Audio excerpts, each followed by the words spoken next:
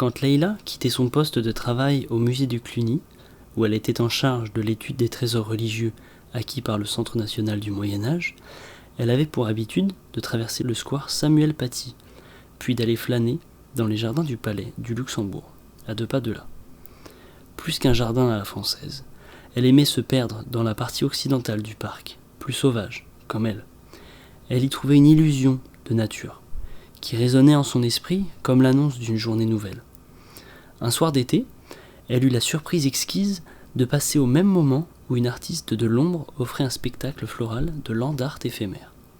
Le public constituait un cercle autour de pots en terre cuite, remplis de terreau, et dans lesquels poussaient des onagres. Ces plantes sauvages aimaient vivre où cela leur chantait, enchantaient les spectateurs de ce happening dès lors qu'elles s'ouvraient. Leur particularité venant de ce qu'elles accompagnaient, alors le coucher du soleil. Les boutons ovales pouvaient dès lors éclore en tulipes jaunes à l'odeur vanillée, comme des chandelles que l'on allumerait au crépuscule, pour y voir encore de nuit. Mais dès l'aube, elles se fanaient. Le contraste était saisissant, entre les cheveux noirs de Leïla et le jaune vif des onagres, tel le yin et le yang. Les 2 couleurs naturelles s'illuminaient l'une et l'autre. Le directeur du musée de Cluny était un intellectuel, de tradition royaliste, placé ici par la mairie de Paris. Il avait certes des diplômes, convenant à l'emploi, il avait aussi et surtout les relations qui lui permettaient de s'y maintenir. Il portait le nom d'un apôtre, Jean. Le maire du 5e arrondissement, parisien, était un bon ami à lui. C'était un apparatchik socialiste qui portait le nom d'un évangéliste, Luc, amoureux du Moyen-Âge comme eux. Le comptable de Cluny était un homme discret, très discret. Il faut dire qu'il valait mieux, étant donné son passé. Admirateur de l'esprit chevaleresque germanique, il avait dans sa jeunesse appartenu à un collectif réclamant à corps et à cri la libération de Rudolf Hess, le co-auteur de Mein Kampf, alors que ce dernier était emprisonné à Berlin. Il n'avait d'ailleurs rien renié de ses engagements militants. On pouvait parfois s'en rendre compte à l'occasion d'un repas, où le naturel revenait au galop. Il était ainsi fréquent que, en présence d'étrangers visibles, il sorte une phrase du style « Dommage qu'Hitler n'ait pas fini le travail ». Qu'auraient dit ses parents juifs s'ils avaient su que leur fille fréquentait un néo-nazi dans le cadre de son travail au musée de Cluny? Surtout que néo était de trop, nazi tout court convenait mieux au personnage. La couverture était cependant parfaite pour Marc. Fréquenter des personnalités aussi bien implantées dans la capitale telles que Jean et Luc était une garantie de respectabilité parfaite. Grâce à ses 2 amis, Marc était intouchable, et de fait, il n'avait jamais été inquiété. Une année, la mairie de Paris lança l'idée d'un grand rassemblement culturel autour des différents musées de la capitale. Il s'agissait d'associer les musées, 2 à 2, alors qu'ils n'avaient a priori rien en commun. Le hasard d'un tirage au sort fit que le musée de Cluny fut associé au mémorial de la Shoah. La combinaison pouvait sembler étrange, mais elle ne l'était finalement pas tant que ça. L'antisémitisme remontait au Moyen-Âge, et même bien au-delà. Il était donc pertinent de travailler le sujet en revenant aux racines du problème. Leïla fut donc chargée par le directeur du musée de Cluny d'engager un partenariat culturel visant à associer le mémorial de la Shoah, qui dépêcha quant à lui un certain Matthieu, encore un nom d'apôtre, mais d'un genre différent. Matthieu n'était en effet pas tellement du style à se laisser bercer d'illusions par les beaux discours institutionnels. Il prit donc l'affaire très au sérieux et s'engagea corps et âme dans le projet. L'objectif était clair. Pour lui, il fallait que le mémorial de la Shoah trouve là une aura qu'il n'avait pas atteint jusqu'à présent, afin que l'on puisse définitivement dire « plus jamais ça ». Travaillant en parfaite collaboration, bien que ce terme soit en l'occurrence impropre, Leïla et Matthieu tombèrent inévitablement amoureux, non seulement du sujet lui-même, mais aussi l'un de l'autre. Elle vit en lui une force de stabilité, et il vit en elle une lumière dans la nuit. L'association porta ses fruits. Le doublon Cluny-Shoah ferait sans doute parler de lui au-delà des frontières. La proximité des sites était de plus très pratique pour se rencontrer. Il suffisait de franchir la Seine par les îles de la Cité et Saint-Louis, dans un sens ou dans l'autre, en longeant la préfecture de police de Paris et la cathédrale Notre-Dame. La double exposition, qui évoquait l'antisémitisme au Moyen-Âge dans le musée de Cluny et l'antisémitisme aujourd'hui dans le musée de la Shoah, fut inauguré en grande pompe par tout Paris. Le jour du vernissage, le maire de Paris, le ministre de la Culture, la première ministre et le président de la République en personne se retrouvèrent en compagnie de diplomates représentant la plupart des pays européens et les États-Unis, ainsi que des 3 apôtres, Jean, Luc et Marc. Matthieu resta quant à lui à l'écart, n'aimant pas tellement serrer les mains en période de crise sanitaire. Au moment de partir, dans la confusion qui régnait en raison du grand nombre d'invités, Matthieu ne trouva pas Leïla. Il chercha donc Jean pour lui demander où elle était. Mais ce dernier avait aussi disparu, de même que Luc et Marc. Leïla avait accepté l'invitation de Jean d'aller prendre un verre chez un ami, dans un cadre bien évidemment strictement professionnel. Étant donné le lien d'autorité, elle n'avait pu refuser. Matthieu n'avait bien entendu pas été convié. Il ne faisait pas partie de l'hôtel de Cluny. Et il avait de plus la réputation d'une intégrité confinant à l'intégrisme. On n'allait tout de même pas s'encombrer d'un tel rabat-joie entre amis de l'ordre de Cluny. Leïla se retrouva donc au beau milieu de tous ces vieux mâles dont la respectabilité s'arrêtait au seuil du musée.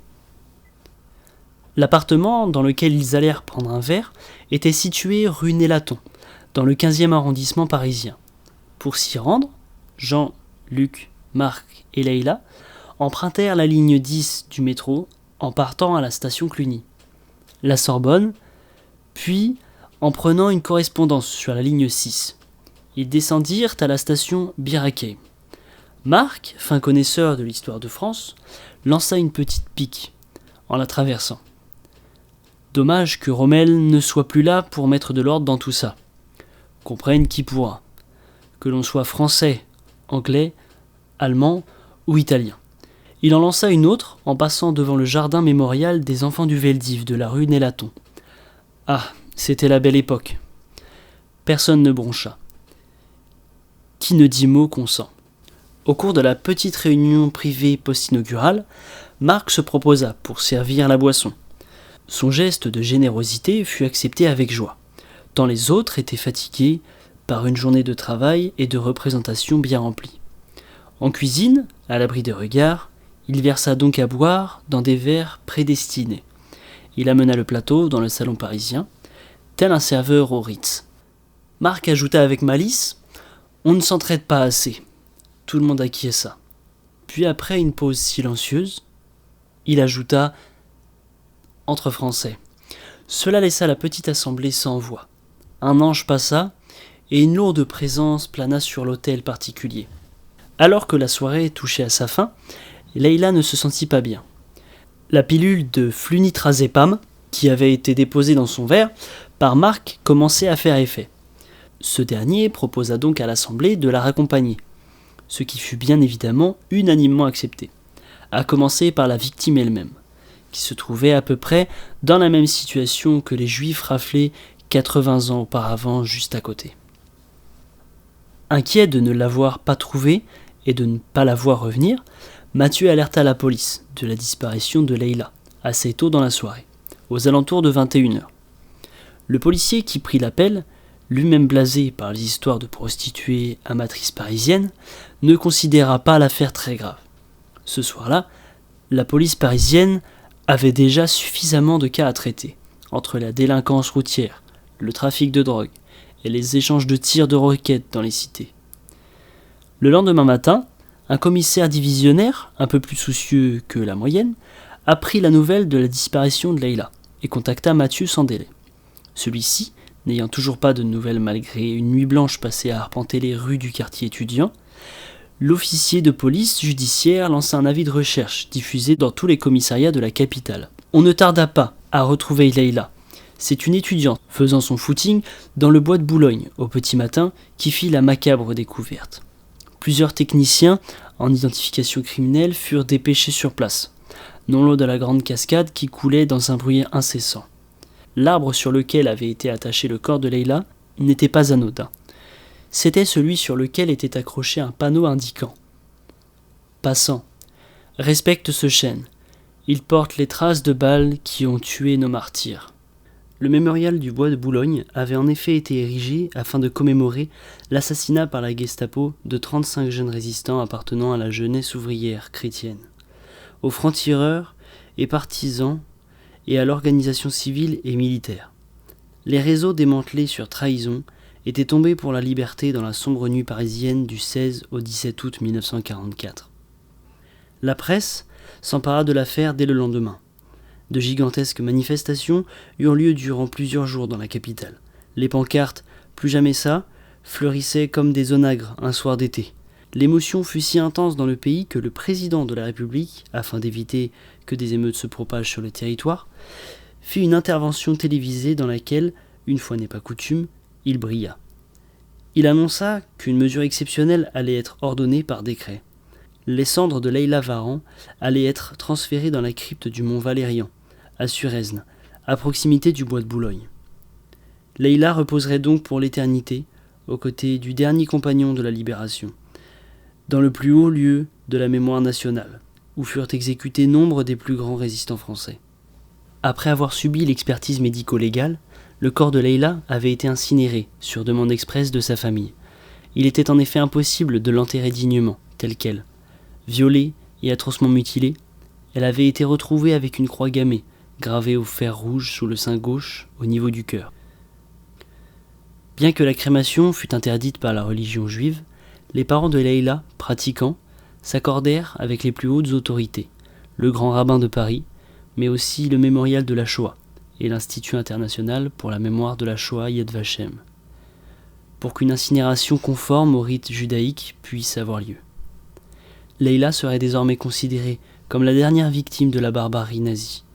L'urne funéraire, abritée dans la crypte du mémorial de la France combattante, fut déposée sur un socle en marbre de Carrare, sur lequel on pouvait lire « Ici demeure pour l'éternité la fille de la nuit. Elle fit se lever une lueur d'espoir aux senteurs d'onagre. Ils ne pouvaient le supporter, les apôtres de l'obscurité, qu'il soit maudit à jamais et qu'elle repose en paix. » Quant aux 3 apôtres, ils ne furent nullement inquiétés. Malgré une double plainte de la famille de Leïla et de Mathieu, tous 2 classés sans suite, faute de preuves manifestes, le violeur et meurtrier courait toujours, ou plus exactement, il marchait, paisiblement, en sortant du musée de Cluny, traversant le square Samuel Paty, pour aller voir un ami à lui qui siégeait au palais du Luxembourg. L'artiste aux onagres, plutôt jolie blonde, devint de son côté femme de ménage pour lustrer les sièges des sénateurs. C'était sans doute moins reluisant, mais c'était mieux payé.